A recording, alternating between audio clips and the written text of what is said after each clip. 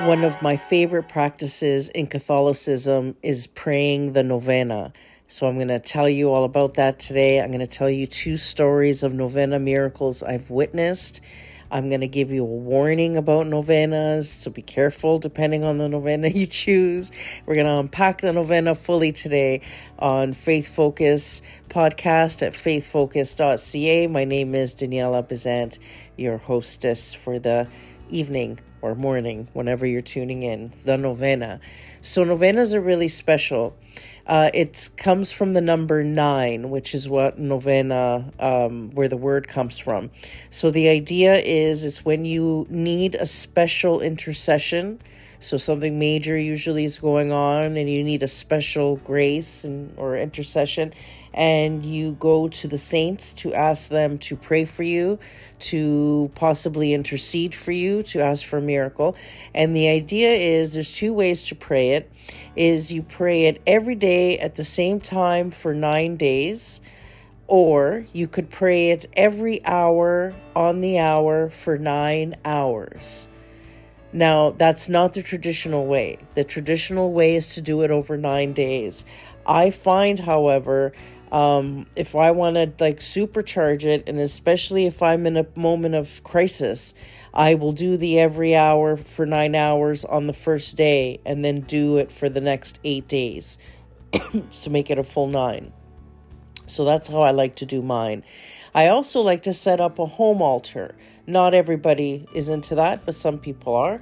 So you would either print a picture of the saint that you're choosing. And basically what you want to do is look up, you could just Google it, patron saint of whatever it is you're asking for. Finding a job, patron saint for selling a house, patron saint of whatever. So look up whatever your issue is, and you'll find a saint usually that, pertains to that area of life.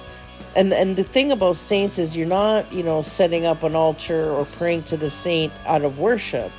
The idea is that Catholics believe in an afterlife, and in paradise you do what you love, and saints love the earth, they loved the planet, and they loved helping people, so they just continue with that, on the other side.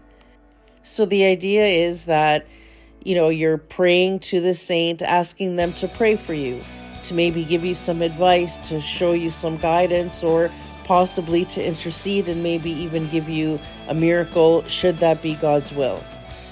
Always, you're talking to a saint, but that's always just, someone you're passing on the way to Jesus, right? So, you're still going to Jesus, and then ultimately God the Father, the Holy Spirit. So it's not that when you're praying to a saint, you're excluding everybody else. You're just including them to the party, right? You're asking for, you're cultivating your consiglieri, right, group around you, and you're including certain saints because in the physical world, when they were alive, they had a specialty. Maybe they lived through something similar, which is why they have a soft spot for people that are suffering certain things, which is why you would pray for them or to them.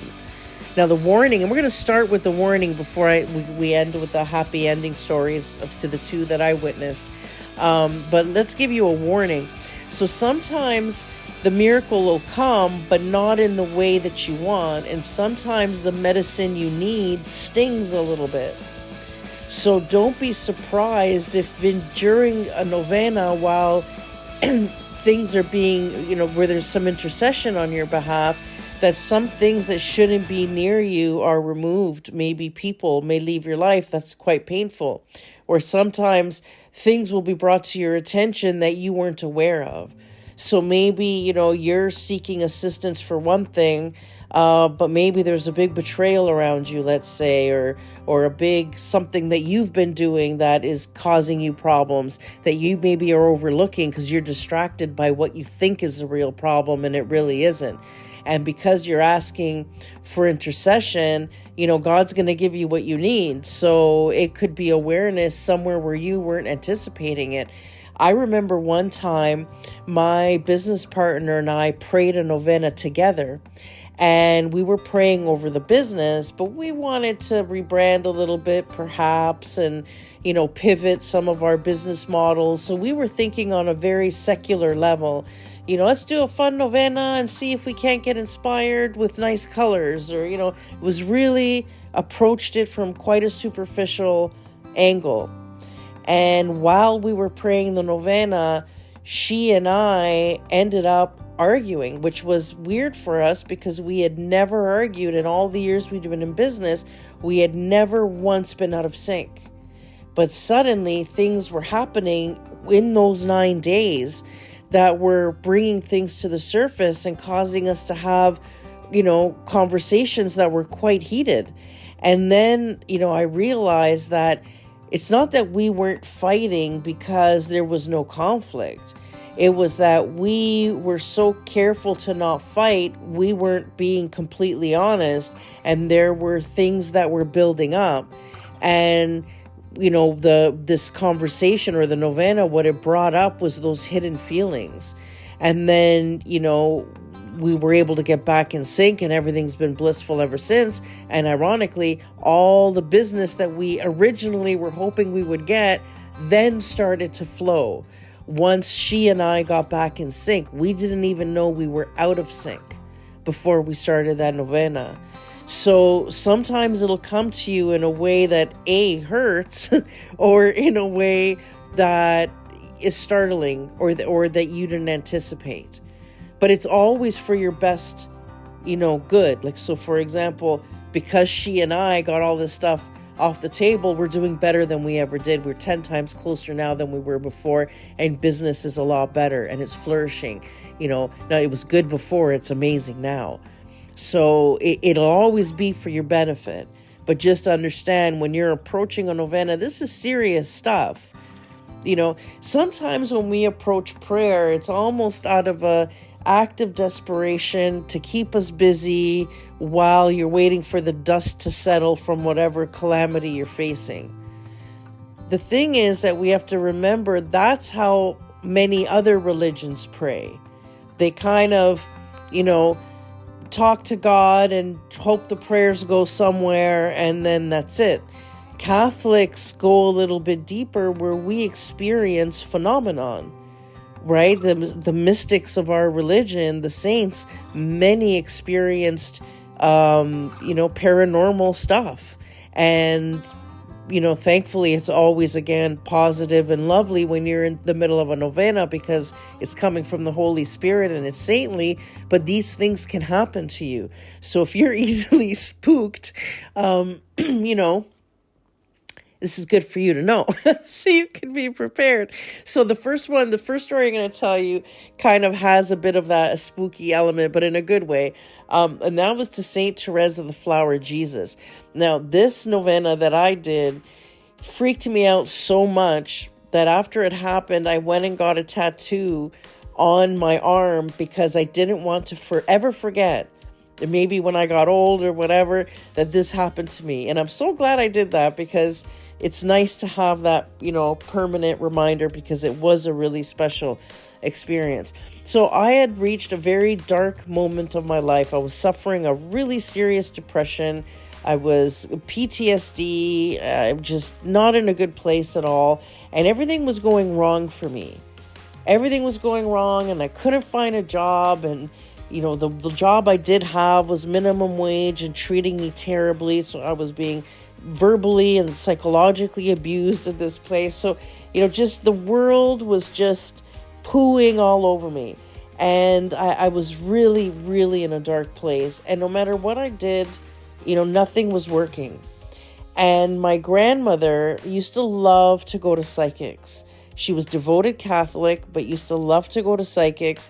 And she would schedule the psychic the day before the church was hosting confession, so that she could go to confession the next day and all was forgiven, which I tried to explain to her is not, technically how you use confession, right? So anyway, so this is what she used to do. And she went to one of these psychics who said to her, your granddaughter has an evil curse on her, and nothing's ever going to go good for her.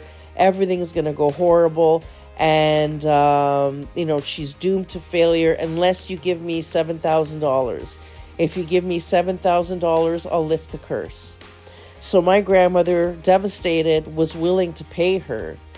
Now, again, thank God for intercession here, because she called my cousin, who's very, very devout, and at the time he was practically almost a deacon, and she called him and said, oh, this happened to me, and oh my God, and now I have to give her money so she can lift the curse. And he says, don't you dare. Don't you dare. There's no such thing. Like, that is not what happened. She's not cursed. She made some bad life choices, and now she's living the consequences of that. And, no wonder things turned out the way they did. She doesn't need, a psychic to take off a curse. She just needs a little bit of church. She needs to go to church on Sundays, and she needs a bit of Jesus. But just to be safe, let's do a minor exorcism on her. Not going to call priests or whatever. We are going to do a novena to Saint Teresa, the Flower Jesus, and we're going to ask for her blessing and intercession. And the three of us are going to do it together every day at this time, whatever. So my grandmother set up an altar to Saint Teresa, put out the statue, and every single day at the same time, my cousin would call, and the three of us would pray the novena and hope for the best. On the 9th day, there was this strong smell of roses that came out of nowhere, and it was so intoxicating. It wasn't like a little bit just whiffed in the air. It was so sudden and so full and intoxicating that felt like it was permeating every fiber of my body. And instantaneously, my grandmother and I turned to each other in shock, because it was almost like, are you smelling this too? But we didn't even have to say anything.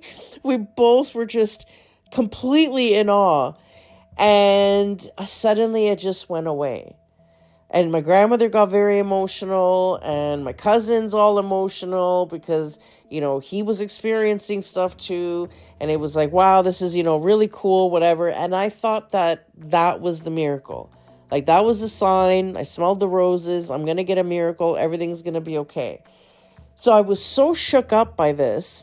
I have to go walk this off. I need to go take a walk.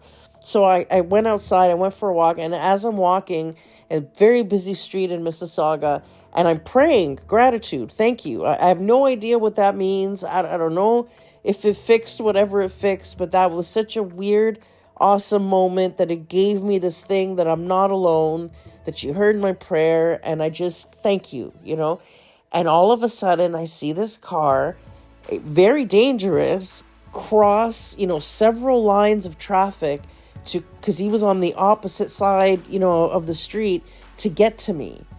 And he was speeding and then coming right for me and then pulled up next to me. And he could have caused an accident. It was insane what he did.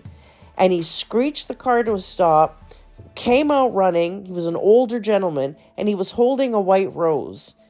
And he handed it to me, and he says, I don't know why I'm doing this. I just suddenly had this feeling that I needed to give this to you. I have no idea why. Please have a nice day. I promise I'm not weird. And he ran back in his car, embarrassed, like he thought he was doing something crazy, and he took off. So now I'm really freaking out. I'm really freaking out. Well, sure enough, immediately, when I mean immediately, I get a phone call. I had applied for a job a month before. The lady on the phone said, I'm calling you because I remember the moment I threw your resume in the garbage. I know I threw it in the garbage. I was at my desk a minute ago and your resume was not on my desk. But I just stepped out for lunch, and when I got back from lunch, your resume is sitting on my desk. And it freaked me out so much, I thought, you know what? Just in case, I'm going to call this girl and invite her for an interview. And I had my interview, and I got the job. And it wasn't just like a job. It was a career job with benefits and a retirement plan and all this stuff. Didn't end up staying there. I stayed there a few years. And then I ended up going back to university. But, that job was the thing I'd been hoping for. So, and that set me on a different path with new friends and a new lifestyle, and it completely changed my entire reality and existence, that job. And that came after a novena to Saint Teresa of the Flower Jesus. So my second story is a miracle from Padre Pio. I did not receive this miracle. My godmother did, but I was a witness to it. And this is a healing miracle. It's fantastic. So my godmother was diagnosed. She had a big tumor in her ovary, and it didn't look good. And it was huge. I remember it was the size of an orange or a baseball, but it was huge. And they were getting ready for emergency surgery. And she's freaking out. She's only in her early 40s or late 30s at this time. So she's very upset. She's very scared. And my grandmother right away goes to pray. And my godmother, would have taken a miracle, but she's not expecting a miracle, okay? Life has not been kind to her, right? And she's had a very complicated relationship with God. So I don't know. I'm not holding out for a miracle, she's thinking. And my grandmother does a novena to Padre Pio. Again, the 9th day of the novena, the night of, she had a dream. And she dreamt about Padre Pio. And it happened that she planned her novena so that the novena would end the night before my aunt's surgery. That was how she planned it in her head. So now it's the morning of surgery, okay? So the last night of the novena, my grandmother has a dream that Padre Pio comes to her in a dream and says, "You have nothing to worry about. The tumor's gone." So she wakes up, comes running down the stairs. My poor godmother is sitting at the table, stressed out, scared. She's ready to leave for the hospital for the surgery. She's just absolutely devastated. And my grandmother comes in and says, "You have nothing to worry about. I dreamt about Padre Pio and you're cured." And my aunt flipped out on her. I was there. My aunt flips out on her. "How dare you? I'm so nervous. I'm so scared. You're coming to me with this bull crap, just your stupid dream. I'm not getting a miracle. They're going to cut me open and I'm probably going to die." And she's just, totally off the charts, freaking out on my grandmother. And my grandmother's sitting there smiling, smug. "You're worried for nothing. Padre Pio says you're fine." And my aunt's like, "To hell with you." And she storms out, just absolutely livid. So selfish of her, so delusional. And she's saying all this stuff about my grandmother. So she goes in for pre-op. They go to prep her, and they go to do the x-ray before surgery, and they don't see a tumor. So now they're like, what? Test after test after test. They can't explain it. No tumor. Tumor was gone. That is a true story. That actually happened. That is something that I witnessed. And my aunt couldn't explain it. Nobody could explain it. And my grandmother sat there with her arms crossed, looking smug. I told you. So novenas are powerful. They are powerful, and they can open you up to intercession. So to do a novena, like I said, look up your issue and what the patron saint is that's closely related to that issue. Pick a time of day that you can dedicate, and that you can sit down and say the prayer, the routine. You can Google the routine. So novena to Saint Teresa of the Flower Jesus, and one will come up, and pray it every day for 9 days. If you want to do like me and do every hour for 9 hours, on a day that you have, a particular crisis, or maybe a good way to start or to end a novena is to do that. I like to choose specific times, so maybe it falls so that it finishes on a feast day, or I like to finish a novena on a Sunday so I can go to get the Eucharist. You can have it finish on a special day, on a holy day, or not. It doesn't have to, it could be whenever, but just sometimes it's fun to just add a few layers. And like I said, I like to have a home altar. It just gives me a place to really sit down and be still and get centered. I also like the beauty of it. It's another thing about Catholicism that I love is the beauty in the things that we have, and the art and the stuff that the sacramentals that we use, the rituals, the prayers, the chants, the songs. And that's one of the richness, that's one of the rich things that Catholicism offers that I just don't find in a lot of other denominations, frankly, is the tools.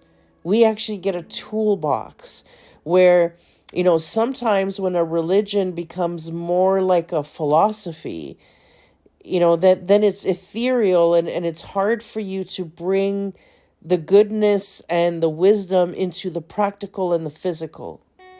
And Catholicism offers you a lot of physicality and a lot of ways of bringing spiritual concepts into the physical.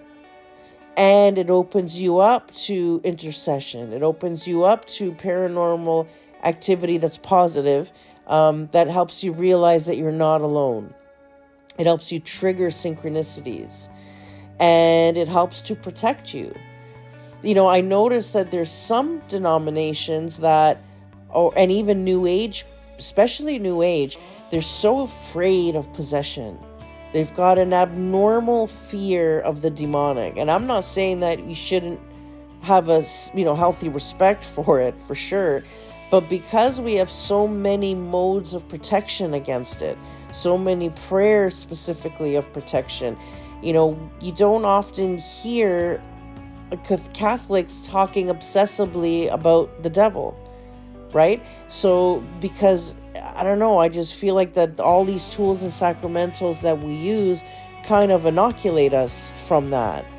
And because for Catholics that live their faith very seriously, it's with you throughout every single day and not just an hour on Sundays, that really gives you an extra buffer.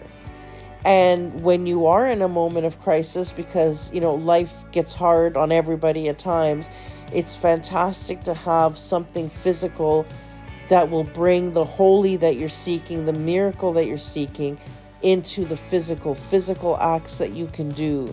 Fasting is one of those things. Fasting is a physical act. Receiving the Eucharist, using sacramentals, receiving sacraments. These are all physical things that we do that really help you bring that mystical into the practical, that then has practical applications that does change the nature of your experience.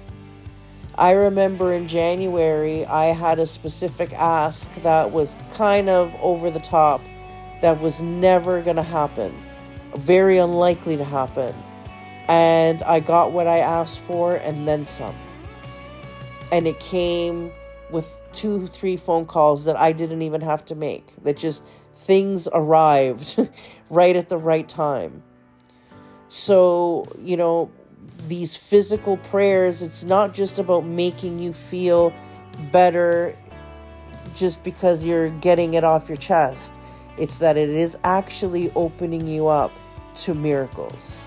So be open, and, it's a serious thing. A novena is a serious thing. So if you need serious help, a novena is a great way to go.